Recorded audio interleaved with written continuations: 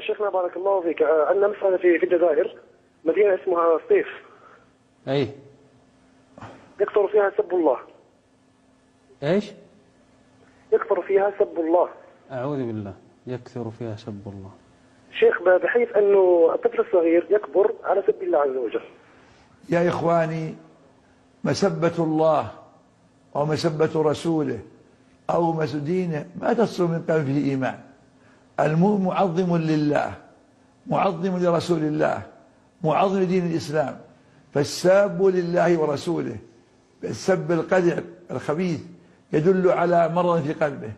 قد يكون جاهلا بالأمر، لبس الأمر عليه فقال من حيث لا يشعر، وقد يكون منطلقا من سوء معتقد والعياذ بالله وكفر بالله وإنكار لذات العلية. هذا ضلال، نسأل الله العافية. ولا شك أن هذا السب لله مآله الشر والفساد إن لم يتداركه الله برحمة منه. ولئن سألتهم ليقولن إنما كنا نخوض ونلعب قل أبالله وآياته ورسوله كنتم تستهزئون لا تعتذروا قد كفرتم بعد إيمانكم. لا تعتذروا قد كفرتم بعد إيمانكم إن نعفو عن طائفة منكم نعذب طائفة بأنهم كانوا مجرمين. فالواجب أن تقوى الله. انصحوا إخوانكم، وجهوهم، بينوا لهم الخطأ، وأن الله جل وعلا يحب ويعظم جل جلاله.